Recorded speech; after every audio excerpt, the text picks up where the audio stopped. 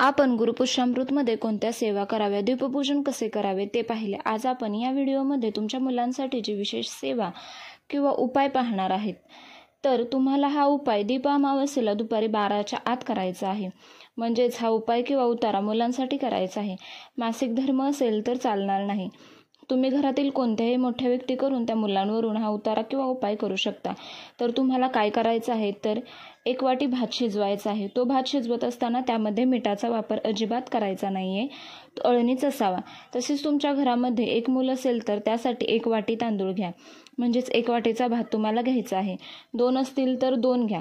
प्रत्येकाला वेगळा वेगळा घ्यायचा आहे. तसेच तो भात शिजवून झाल्यावर त्यामध्ये असेल तर तूप घालावे, नसेल तर राहू दे.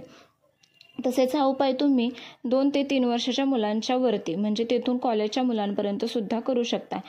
त्यापेक्षा लहान मुलांवर नाही करायचा, त्यांची मीठ मोहरीने दृष्ट काढायची आहे. तसेच उतारा करताना त्या मुलांचे तोंड उत्तरा या दिशेला असावे आणि जो व्यक्ती त्या मुलावरून उतारा उतरून घेणार आहे त्याचे तोंड दक्षिण दिशेला असावे.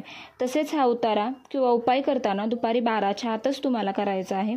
हा उतारा मुलांच्या हट्टीपणा, आजारीपणा, अभ्यास न करणे, जेवण न करणे, आगाऊपणा, चिडचिडपणा, तापटपणा, वारंवार काही ना काही दुखणे, किरकिर यासाठी करायचं आहे. कारण तुमच्या मुलांना कधी कोणाची वाईट नजर लागेल, कधी कोणाची वाईट दृष्टी पडेल, सांगता येत नाही. त्यामुळे आवर्जून हा उपाय अमावस्येला करा.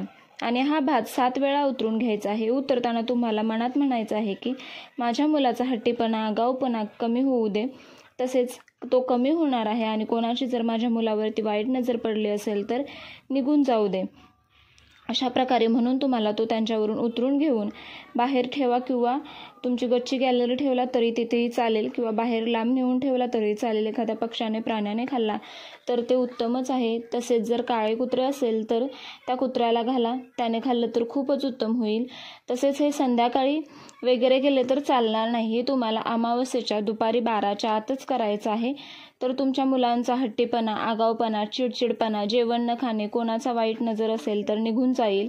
तसेच हे उतरून कोठेही ठेवायला जाताना कोणाशी अजिबात बोलू नका. 1 शब्दही तुम्हाला कोणाशी बोलायचा नाही ठेवायला जाताना. आल्यानंतर हातपाय धुवून घ्या.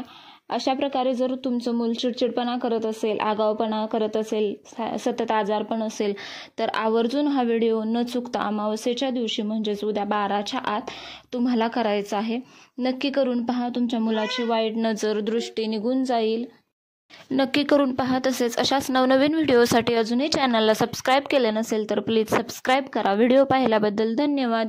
श्री स्वामी समर्थ.